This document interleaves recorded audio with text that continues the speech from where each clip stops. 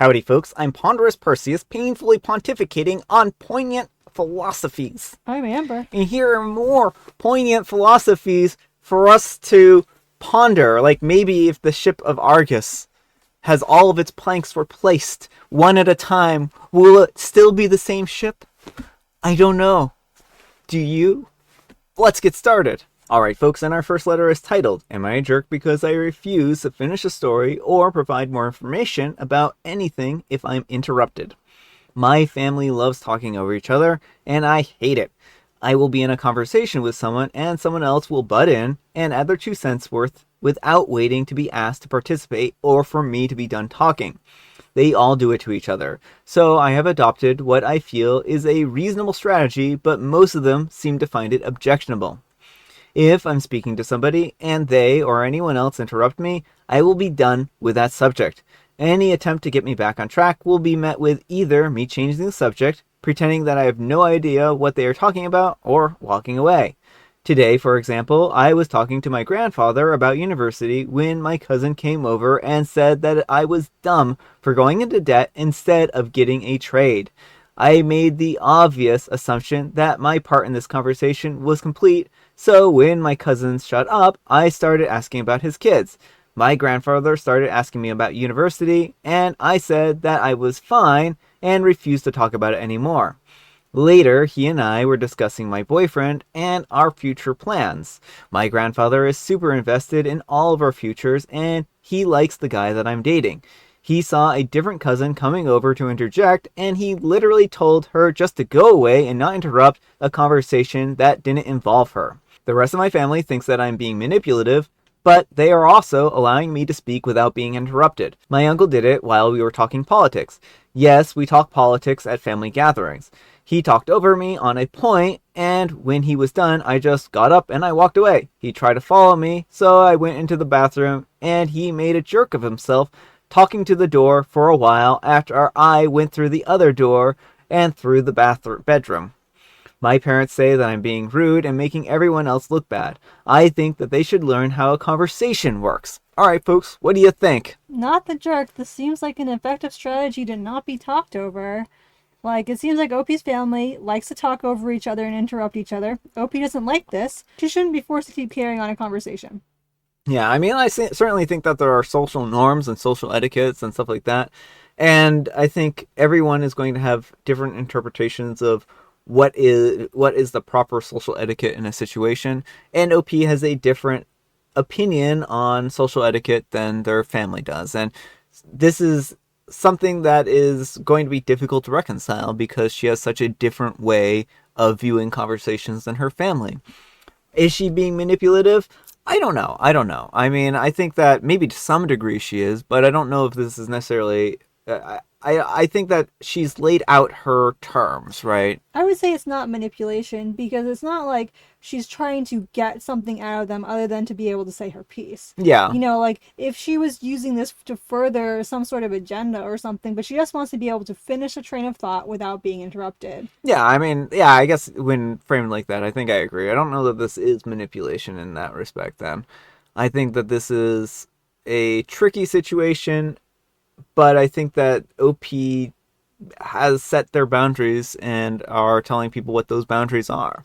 Yeah, I mean, it just seems like the family members are getting upset that they're not getting what they want, and they're calling that manipulation, but, they could keep talking, there's nothing stopping them from continuing the conversation. They just can't force OP to stay part of that conversation. Yeah. And I think stepping out of a conversation you don't feel like you're an equal part of is totally fair and valid. Yeah.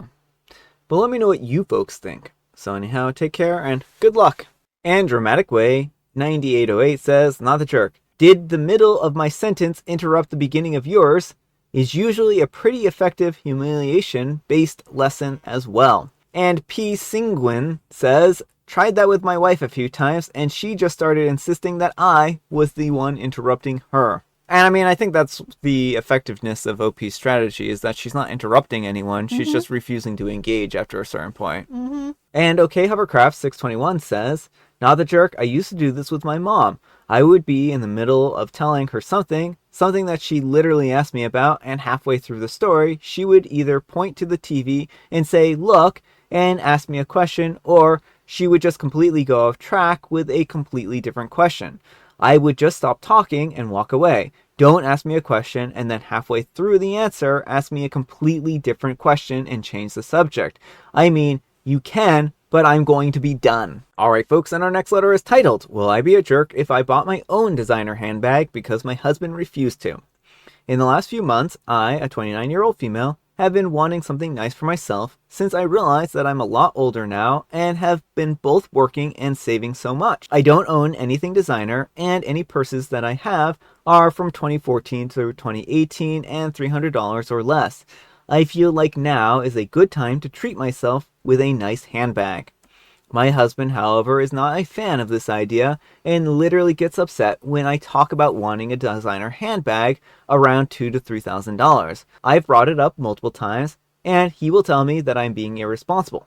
I'm a huge red flag for wanting one, and that he doesn't want to talk about it anymore. He said a financial advisor would say that this is a bad idea. Over the last 3 years, our combined household income has been around $260,000 to $300,000, and we both got increases recently that will now put us at around $365,000. Our monthly expenses are low, and we have been contributing over half of our incomes to retirement accounts. Both of our companies offer additional retirement accounts that we've been taking advantage of. We do not have any kids, he has no personal debt, and we do have 2 mortgages. One house is currently being rented out at $2,000 a month, and the house we live in is $2,100 a month. I cleared all my personal debt in February 2020 on my own, and I mainly spend money on food. I have always worked full-time and contributed to our joint account. I have 6 figures saved for retirement and growing. I also have $25,000 in a personal investment account before marriage. You can imagine how much he has saved that I have no desire to touch. Will I be a jerk if I use $2,000 to $3,000 from my own personal investment account to buy a designer handbag for myself? He claims that I want to buy it using his money, so would this be a good solution? Alright folks, what do you think? No, I don't think OP's in the wrong for wanting to use her money to buy something. And I'd recommend that both she and her husband start setting aside a certain amount of fund money every month so that they can buy some things they want without having to get their partner to sign on. Yeah. Because they probably both have hobbies or interests the other one isn't necessarily a huge fan of. And I think having to make sure you both agree on a purchase is not always a good thing because it sounds like her partner wants it to be something that he sees as a valuable investment. Yeah. And his idea of what's valuable is not like a universal absolute truth. Yeah, I mean, I think that's really important when you're setting up a budget to make sure that you have money allocated for entertainment or other purchases that you want to use. And I think that this is setting aside this fund money each month is really important to do. And that gives you an ability to spend money as you want to. Now, I could understand him being upset if you were taking money that you needed and that you had exhausted all of your fund money and now we're trying to spend actual bill money on something like a designer bag. But in my opinion, if you two have been saving away money together jointly, this isn't just his money at that point in time. Right. Well, it sounds like she wants to pull it from her personal account too. Yeah. And so, I don't think there's anything wrong with wanting to treat yourself when you it sounds like Opie has can plenty afford this. It's not gonna like you said, cut into the household bills or anything like that. Yeah, so I don't think that he's being reasonable here, and I think they need to sit down and rework the budget, to be quite honest, to include fund money. But let me know what you folks think. So anyhow, take care and good luck. And Q from P says, do you need it? No. Do you want it? Yes. Can you afford it? Yes. Are you the jerk? No. I'll bet that you have a giant entertainment center, nice cars, golf club membership, etc., etc. How many toys does your husband own that he claims are for both of you, but realistically only he gets to use? Get your handbag. Husband is being ridiculous. As far as trust issues, those only come into play if you lie about it. Tell him, stop asking him, that you are buying the bag, not the jerk. Well, I do think you have to be careful about these kinds of situations because you don't want this to escalate into a spending war, where she buys her thing, so he's like, well, fine, if you're going to waste money on this, I'm going to waste money on this, right? Right, which is why I think the fun money, idea really lets that, kind of clears that whole thing because everyone has a certain amount of money each month they can spend on what they want. They can save it, or they can, buy something small, buy something, save it up and buy something big, or they can just buy something small or whatever. Yeah, exactly. And Scruffer's dad says, came here to ask just that question. It's your money, buy what you want. You can afford it, you want it, get it. If he gets mad, just point at the golf clubs and gaming computer and go your way. Alright folks, and our next letter is titled, Am I a jerk for being confused why my girlfriend didn't remind me to text my mom happy birthday? I'm a 26-year-old male, and my girlfriend Claire, a 22-year-old female, and I have been together for a little over 2 years. We live together and have an overall good relationship. I moved from my parents' house for the first time with her about 6 months ago. The other day was my mom's birthday, and I guessed that I didn't realize the date on my phone and forgot to text her until she texted me to explain that she was sad that I didn't text her for her birthday, which was in the evening. I guess Claire wished her a happy birthday earlier that day. So after my mom texts me, I say to her, Babe, you couldn't have reminded me? She immediately said that I have to remind you of your mom's birthday with a super attitude. Even my family asked why she didn't remind me. Maybe she wanted to look like the good one. Alright folks, what do you think? Yes, you're the jerk. I mean, if you don't know when your mom's birthday is, there are these calendar alerts you can get on your phone, put in the date and your phone will tell you. It sounds like you never communicated to your partner that you expect her to be your personal assistant calendar, and you just kind of expected her to read your mind, and that's not a healthy way of communicating. Like, if you really have a trouble remembering dates and you want a reminder, it is okay to ask people if they can remind you of things, and then you have to accept whether that's a yes or a no. But I also feel like OP could take a lot more personal responsibility. Like, seems like the sexist trope of women need to remember all the dates because men's brains can't handle that type of thing. And like, why would it be her responsibility?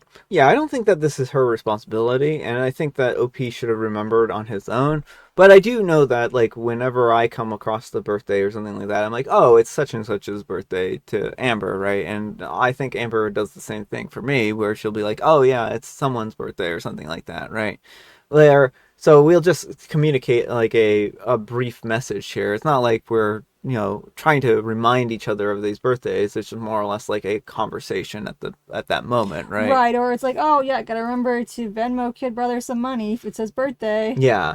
So I think that there is certainly in relationships some discussion about special dates like that. And like if it was my mom's birthday, I think, Amber would be like, "Oh, I texted your mom happy birthday" or something like that, right? And I don't know. I think that we both remember these things enough anyways, but I think that OP in this situation, he needs to write things down or put them into a calendar so that he actually remembers. If his girlfriend and him don't have that kind of communication style, then that's fine, but he also needs to be responsible for remembering important dates on his own. Right, well, and how many important dates has he reminded her of? Does he even know when her mom's birthday is? Yeah. I have a feeling this is a very one-sided demand. Yeah, I wouldn't be surprised if it were. But let me know what you folks think. So anyhow, take care and good luck. And OK Status 9627 says, You're the jerk if only for the look like the good one comment. It's easy enough to lose track of dates and miss something like this. But the very fact that your family is questioning why she didn't remind you suggests that this is something that isn't unusual for you, and you have a history of forgetting memorable dates. If you can't remember things like that, use a calendar, set reminders, which goes off days in advance so you have time for getting any presents or cards. I think that person brings up a lot of good points. And the White Rose Queen says, Can you imagine thinking that your partner intentionally sabotaged you? So, your parents like them more? That's not even a thing. Well, that's the baffling part, too. Like, oh, I'm sure that she's just trying to look better than me. Like, if I wished Brian's mom a happy birthday and, like, I didn't mention it to Brian, like, it wouldn't be out of some sabotage. It would just be I wasn't thinking of it at the moment. Yeah. Alright folks, it is tea time. Grab your beverages of choice. I've got some tea right here, and Amber, she has a joke that she looks very happy with. Sally, I wish I had enough money to buy the world's most expensive computer. Jane, why do you want the world's most expensive computer? Sally, I don't. I just want the money. I appreciate that joke. I Yeah. actually think that's probably the best one that Jovial Bobstein has come up with yet in this joke book. Yep. And I have Mega Mint. Just ask the couple from story 2 for a small sliver of money. I want enough money to have a handbag like that. I know. I know. I was like, can you imagine? Alright, folks, that's all the time we have for today. Thank you so much for watching. Happy, fantastic Friday! We finally made it to the end of the week, folks. I hope that your week went alright. Amber, we need some kind of moral advice and or guidance, and please have it a short poem. Roses can be red, handbags can be blue. If you've got the money, sometimes it can be nice to treat you. You know, that works. That works. Thanks so much for watching, and we'll see you all tomorrow. Bye.